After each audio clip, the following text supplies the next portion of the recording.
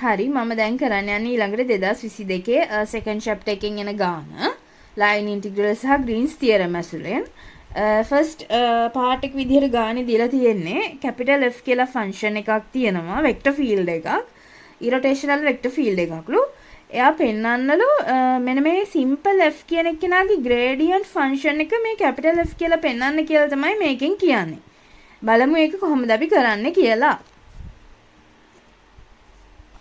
2022 ගාන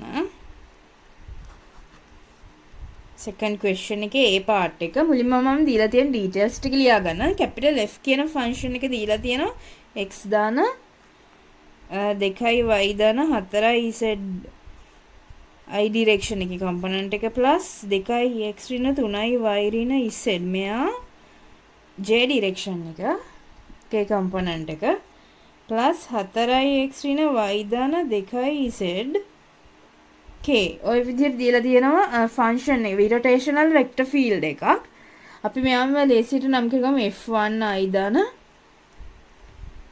f2j දාන f3k කියලා මේ විදිහට නම් කරගමුකෝ එතකොට අපිට මෙහෙම කතාවක් කියන්න බෑ if the vector field එකක් rotational නම් එයාගේ scalar potential function එකක් තියෙනවා කොහොමද ඒක අපි කියන්නේ if the vector field is irrotational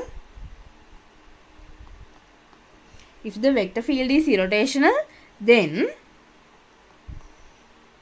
there exists a scalar potential function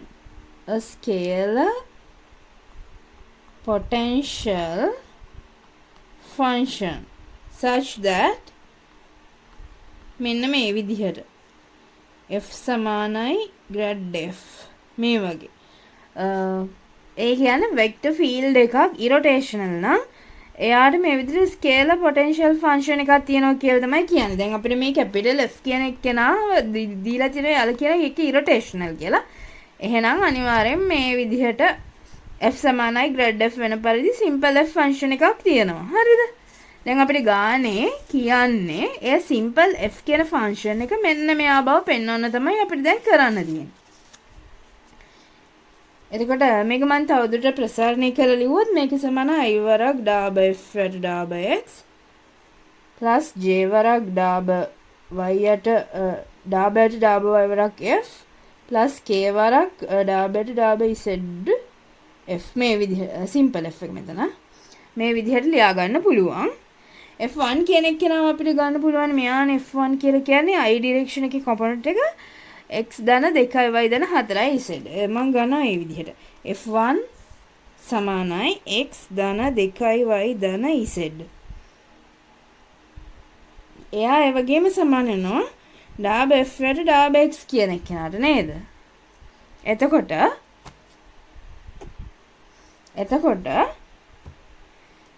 අපි f ගන්න පුළුවන් f1 dx මේ විදිහට අවකලනය කරලා අනුකලනය කරලා සමානයි අනුකල x දාන 2යි y දාන z වරක් dx හරිද සමානයි එතකොට x වර්ගය බෙදීම 2 දාන 2යි yx දාන zx දාන මම මෙතෙන්ට නියතයක් දාගන්නම් c1 කියලා නියත එන්නේ කොහොමද නියත දාගන්නේ කියන එක මම 2019 මේ වගේ gradient of a function ගාන කරද්දි කියලා දුන්නා කොහොමද නියත සෙට් වෙන්නේ කියලා. ඒක නිසා මම දැන් ආයෙ දීර්ඝ විස්තර කරන්න යන්නේ නැහැ.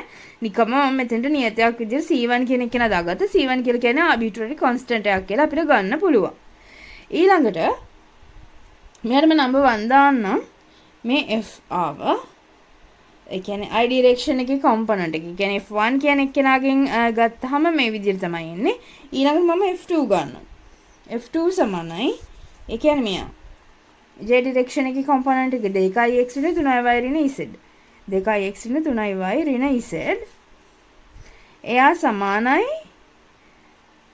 ඩාබ f යට ඩාබ y කියන එක නේද?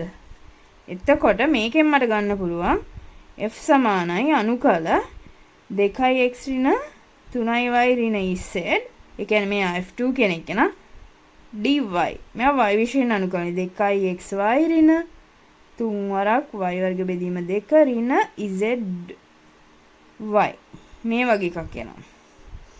එයාට නියතයක් දානවා අන්තිමට මම ධන c2 කියලා දාන්නම්. ඒ දෙවෙනි ඉක්වේෂන් එක ඒ විදිහට ගත්තා. ඊළඟට තුන්වෙනි එකෙන්නුත් අපිට ගන්න පුළුවන්නේ. තුන්වෙනි එකෙන්නුත් ගන්න පුළුවන් f3 කියලා එකක් ගන්නවා අපි. f3 සමානයි ආවේ අපිට 4x ඍණ y ධන 2z. හරිද? එයා සමානයි ඩාබට ඩාබ z වරක් සිම්පල් f කියන එක කියලා මේ විදිහට. එතකොට මම සිම්පල් f ගන්නවා f3 ව z දිශයෙන් අනුකලනය කරලා සමානයි අනුකල 4x ඍණ y ධන 2z dz. එන උත්තරය 4x z ඍණ yz ධන දෙවරක් z වර්ගය බෙදීම 2 ධන මම මෙතෙන්ට c3 කියලා ගන්නවා. මෙන්න 3. equation number 3. ඊළඟට අපි මේ equations තුනෙන්ම තුන අරගෙන බලලා simple f කියන ෆන්ක්ෂන් එක හොයාගන්න තමයි යන්නේ.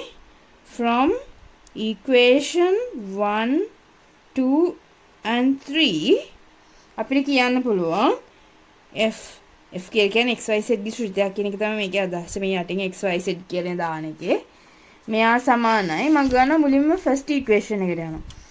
x වර්ගයේ බෙදීම 2 ධන 2y x ධන xz. x වර්ගයේ බෙදීම 2 ධන 2y x ධන zx.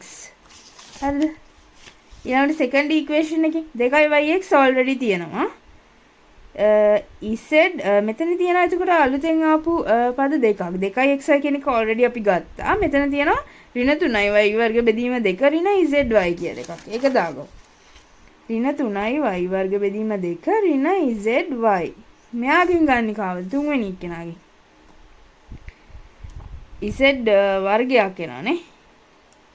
මෙතන දෙකට දෙක කපන්න පුළුවන්. ඒතර z වර්ගයක් එන්නේ ප්ලස් z වර්ගය මෙතන 4xz plus 4xz.